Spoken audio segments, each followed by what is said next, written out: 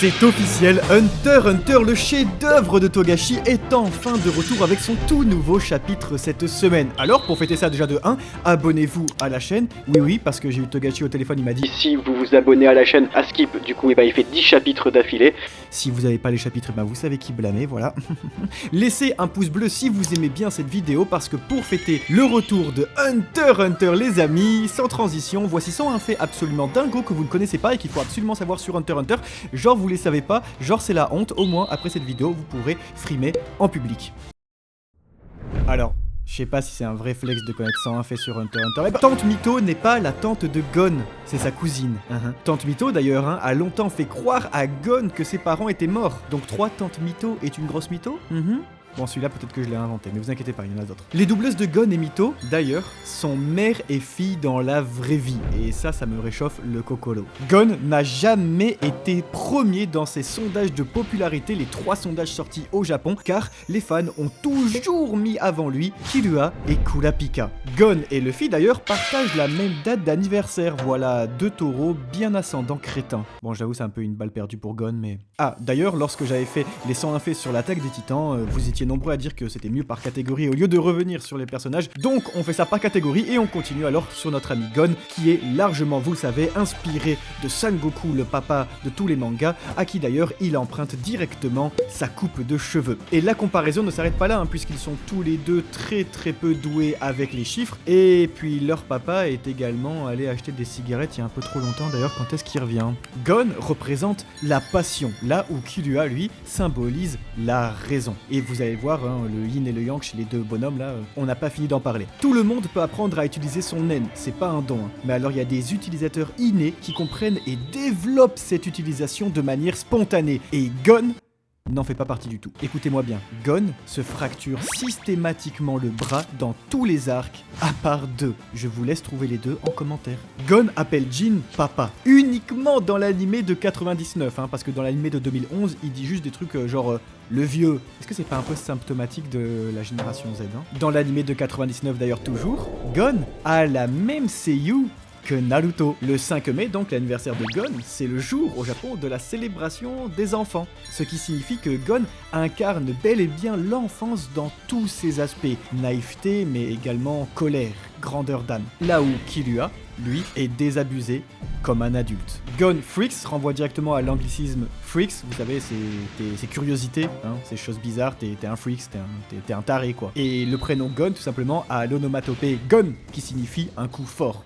Gon Diobrando de Jojo Bizarre Adventure a été la base de travail de Togashi pour créer le personnage d'Hisoka. Nous y voilà à notre clown préféré. Dans le doublage de l'animé en Amérique du Sud, Hisoka parle avec un accent français. Apparemment, le français, c'est une langue universelle des pervers. Ça va, Sanji? Hisoka est encore plus un pervers que vous ne le pensez. Quand il demande à Illumi s'il peut tuer Killua, il fait un signe avec ses mains qui veut dire sexe. Très courant au Japon jusqu'en 89. Bon. Dans l'animé, il demande à Machi de dîner avec lui. Dans le manga, il lui demande de coucher avec elle. On aime bien la catégorie des fun facts sur Hisoka. Machi aurait dû d'ailleurs mourir à sa première apparition, tué par Hisoka, mais finalement Togashi s'est dit non.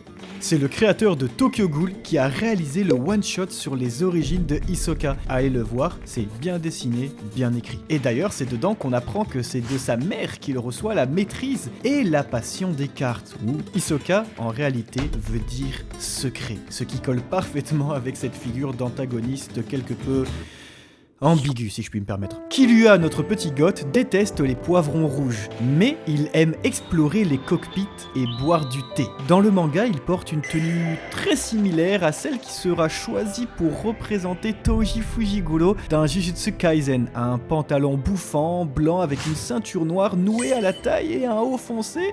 Coïncidence, en tout cas, les 2 personnages partagent cette même aversion pour leurs familles respectives. Pourtant, il n'y a que la famille de Killua qui l'appelle par son surnom. Togashi voulait que le spectateur assimile Killua à un félin, là où Gon serait plutôt du type canin. L'un étant calme et réfléchi, rusé, l'autre amical, profondément bon et fidèle. Killua peut utiliser et créer de l'électricité à partir de sa propre aura, du fait des nombreuses tortures qu'il a subies dans son enfance.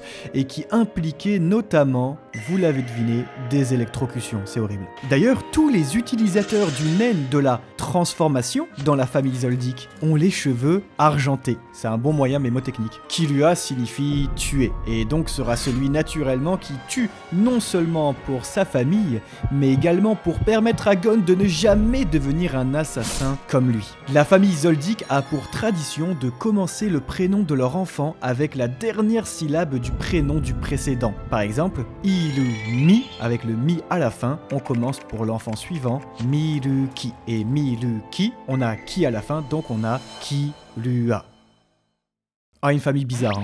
Malgré le dévoilement du nom de son clan, Kurapika n'est jamais présenté avec son nom complet de tout le manga. De nouvelles révélations sur ses yeux rouges en perspective.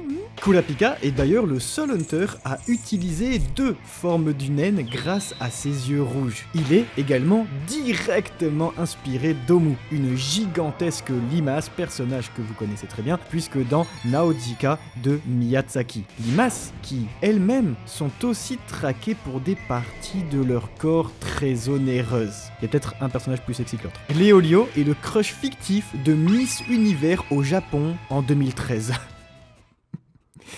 Alors qu'il n'a jamais... Non mais quand même quoi, non mais un effort, Miss Univers s'il te plaît. Et pourtant, Léolio n'a encore jamais affronté un seul adversaire en combat réel de tout le manga. Mais quand même, dans le récit, Léolio réussit à ouvrir la porte du domaine de Zoldyck tout seul. Ce sera alors ici dans le manga, hein, son seul combat réel, et la porte, son seul et véritable adversaire. Les 4 protagonistes principaux font des petites références aux héros Marvel, Peter Parker, Bruce Banner, etc. Puisque, nouveau fun fact, Gon est né donc le 5 mai, Killua le 7 juillet, Léolio le 3 mars et Kurapika le 4 avril. Ce qui nous fait 5, 5, 7, 7, 3, 3, 4, 4. D'ailleurs, Hisoka est né le 6 juin, 6-6, ce qui fait de lui, vous l'avez compris, le 5e membre de cet équipage complètement fou et surtout le 5e personnage principal d'Hunter x Hunter. Et puisque Togashi ne laisse rien au hasard, chacune de ces dates renvoie en réalité, oui, à une fête nationale au Japon. Le nom de Biscuit Kruger est une référence à une poupée de porcelaine très populaire à la fin du 19e siècle, nom qui, ça vous a sauté aux yeux, marque un contraste absolument dingus avec sa puissance titanesque. Ginfrix fait très régulièrement partie dans les fandoms des classements pire darons de manga, pire darons même de personnages de fiction ayant jamais existé. En même temps tu mérites. Hein. D'ailleurs, il a eu Gon à 19 ans. On n'est pas sur un Gambino ou un Shoot Tucker, mais on se situe déjà très bien sur l'échelle des services sociaux. La licence Hunter vaut en réalité 100 millions de Genis, ce qui est d'ailleurs le même prix qu'une information sur la brigade fantôme, les mecs pèsent. Le statut de Hunter est ultra privilégié. Tous les équipements publics sont gratuits et tous les pays interdits sont accessibles. Merci le passe-droit de malade. Un Hunter peut commettre un crime en toute impunité grâce à la même carte. Le naine du président Netero prend son inspiration dans l'art du stand de JoJo's Bizarre Adventure, décidément. Le nom du président est d'ailleurs lui une référence directe à Isaac Newton, fondateur de la mécanique classique et inventeur de la théorie de la gravitation universelle, et puis de nombreux travaux sur la lumière, ce qui renvoie à sa capacité à atteindre l'illumination. L'attaque la plus puissante de Netero ne nécessite pas l'utilisation de son naine spécial. Zeno est le seul personnage à briser le 4e mur en s'adressant directement au lecteur. Les 12 zodiaques doivent faire correspondre leur apparence avec leur signe du zodiaque. Caprice de Netero, si. D'ailleurs, le bras droit et la jambe gauche qui restent à Netero lors de son affrontement contre Meruem sont en réalité ceux qui l'utilisent pour repousser Gon et Killua dans le dirigeable. Putain, c'est beau. Le principe de reproduction des fourmis chimères semble s'appuyer sur le film La Mouche de Cronenberg. Et si vous avez le cœur attaché, allez le voir, puis retournez voir Chimera Ant, ça vaut le détour. Dans la version française, Meruem parle à la première personne du pluriel, nous, ce qui renvoie au nous de majesté pratiqué par les monarques français représentants de Dieu sur Terre. Il est d'ailleurs, ce Meruem tout mignon, inspiré de Cell dans DBZ. Il incarne de fait la véritable puissance puissance et la véritable terreur. Et ce n'est pas tout, mais ça votre naine vous l'a dit, puisque, vous le savez, il est inspiré du Xenomorph, la créature dans Alien de Ridley Scott, et cela dès 79. Le Gungi, pour lequel il se passionne, est un jeu de société fictif. Mais, nouveau fun fact, des fans l'ont véritablement créé sur un site pour y jouer. Vous le retrouverez en description. Komugi est un utilisateur inné du Nen. Le nom de Nefelupito vient de la reine égyptienne Nefertiti, connue pour soutenir Akhenaton, son mari, dans une réforme religieuse d'envergure. Le pharaon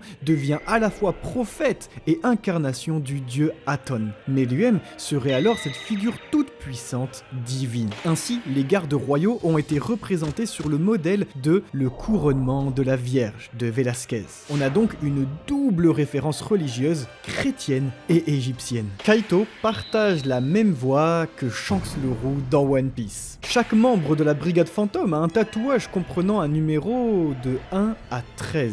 Togashi a fait un classement au bras de fer des membres de la brigade et... Hisoka est 3e. Mais cela implique que, son tatouage étant le numéro 4, on ne sait pas sur quel principe se déroule l'attribution des numéros aux membres. En tout cas, c'est pas sur la force de leur biceps. Le chiffre 4 au Japon est associé à la mort, cela dit. C'est le chiffre qui suit Hisoka à travers tout le manga. Ce qui est donc encore pire pour Kurapika puisque son numéro de l'examen Hunter, vous le savez, est 404. Mais ça veut aussi également dire, nouveau fun fact, hop, ça fait genre 2 en 1. 404, c'est également l'erreur qu'une page internet peut vous ouvrir s'il y a un souci sur votre navigateur ou sur le site web en question, ce qui implique que Kurapika est une erreur puisqu'on ne définit pas son genre, à savoir que ça n'a jamais été dit clairement s'il s'agit d'une fille ou d'un garçon, bien qu'il ait été statué à plusieurs reprises dans les databooks mais également de la part des personnages qui lui adressent la parole, qu'il s'agit bel et bien d'un homme. Togashi a annoncé que tous les membres de la brigade fantôme sont destinés à mourir. Le nom d'Illumi se rapproche du mot italien illuminato, signifiant éclairé. Ce qui nous fait penser, on va pas se mentir, aux Illuminati, cette organisation fictive souvent associée à des objectifs de domination mondiale et puis surtout de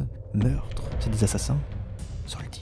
Dans l'anime de 2011, il y a une incohérence capillaire. Les cheveux d'Illumi apparaissent longs, contrairement à la coupe courte qui est observée dans le flashback de l'épisode 138. Les membres de la brigade fantôme sont tous très bien classés dans les sondages de popularité des personnages et en même temps, tu vois la gueule qu'ils ont, tu te dis normal. Togashi détient le triste record de la plus longue pause dans le Shonen Jump à cause de son mal de dos. Mais le papa d'Hunter x Hunter a annoncé que 3 ou 4 arcs étaient prévus après l'arc des fourmis chimères et cela jusqu'à la fin de son manga. Ce qui veut dire qu'on touche bientôt au but. Laissez-moi calculer. Si les élections c'est un arc et que la traversée c'en est également un, avec la succession là...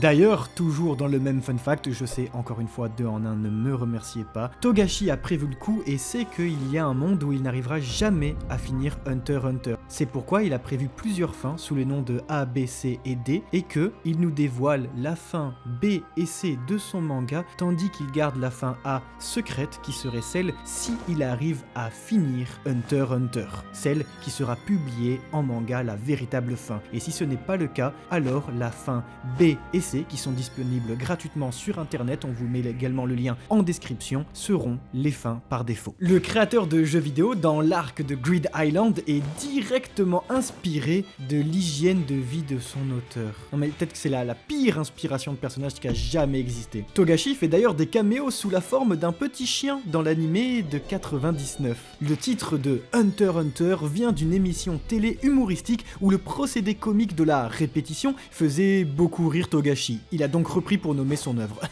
C'est tout. Togashi est marié à la mangaka Naoko Takeshi, créatrice de Sailor Moon. Et les références dans son œuvre y sont très nombreuses et tellement mignonnes. Grid Island, oui, est un jeu dans Sailor Moon. Haruka Zoldyck joue avec des poupées de Sailor Moon. Karuto Zoldyck est directement inspiré d'Atoru dans Sailor Moon. Voilà beaucoup de fun facts d'ordre Sailor Moonesque. Togashi nous gratifie de nombreux easter eggs dans son manga. Kurapika a par exemple un porte-clés à l'effigie de Pooh, personnage de Yu Yu Hakusho et précédent manga à succès de Togashi. Le manga Parasite apparaît sur une revue dans l'anime Hunter x Hunter, moyen très habile pour la Madhouse, le studio d'animation derrière Hunter x Hunter 2011, d'annoncer son tout nouveau projet. Le dictateur que Meluem contrôle, Min Jol-ik, est un anagramme de Kim Jong-il. On voit une prime d'un personnage de Yu Yu Hakusho sur un mur dans Hunter x Hunter. Et dans la chambre du frère de Killua, on voit les personnages principaux du même manga en figurine. Le mec aime trop s'autociter. Et bon, s'il n'y a pas de romance dans le manga, c'est que Togashi est une personne très pudique. Et puis juste pour nous détruire le Kokoro, Togashi a déclaré que Hunter x Hunter n'était pas le manga le plus important de sa bibliographie. Voilà, bon.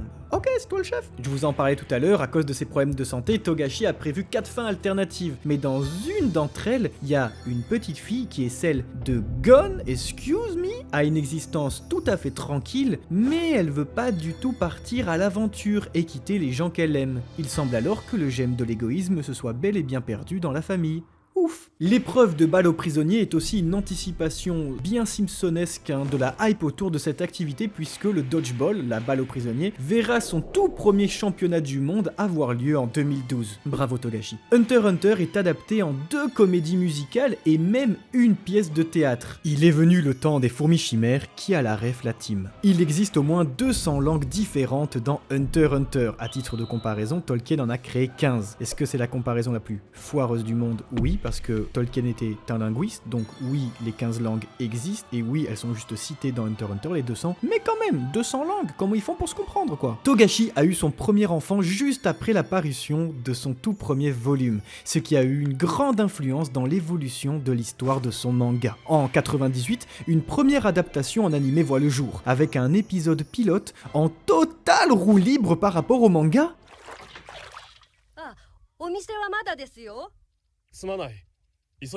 Le Hatsu de Gon repose sur le jeu très classique, vous le savez, du pierre-feuille-ciseau. Nouveau fun fact, comme la technique de Son Goku. Peut-être que ce fun fact là aurait dû être au début, j'aimerais m'excuser. Mais attention, Togashi lui s'est inspiré des analyses scientifiques du pierre-feuille-ciseau. Les théoriciens du jeu estiment que les meilleurs joueurs sont ceux qui, plutôt que de chercher à percer la logique de leur adversaire, restent suffisamment concentrés pour enlever toute apparence logique à leur choix et se rapprocher du hasard. Balèze. Et traditionnellement, les perdants devaient boire de l'alcool. Et enfin, le Shifumi s'est popularisé à un tel point que le 7 juillet 2024, une compétition internationale à Lausanne a eu lieu, jour de l'anniversaire de Killua. Voilà, c'était 100 faits et anecdotes sur Hunter x Hunter. Si toi aussi tu connais des histoires et des secrets bien nichés, balance-les en commentaire si tu penses pouvoir apprendre un ou deux trucs aux autres fans. Attention, ils sont très hardcore en commentaire. Si vous avez aimé ce genre de vidéo, n'hésitez surtout pas à vous abonner à la chaîne et à me dire en commentaire sur quel autre manga vous aimeriez voir 101 autres faits. Ah d'ailleurs, on avait bien dit 101. Alors, pour finir, j'aimerais vous parler d'un truc extrêmement flippant. Vous vous rappelez des références à Sailor Moon? Eh bien, au contraire, c'est dans Sailor Moon que l'on peut apercevoir un volume d'Hunter x Hunter. Jusque-là, ils sont mariés, rien de bien fou. Sauf que Hunter x Hunter n'est créé que 1 an plus tard. Et là, vous allez me dire, 1 an plus tard, ok, il pouvait très bien y avoir pensé. Non, non, non. 1 an plus tard, après la fin de Sailor Moon. Oui, Hunter x Hunter existait déjà dans un manga des années même avant la création d'Hunter x Hunter.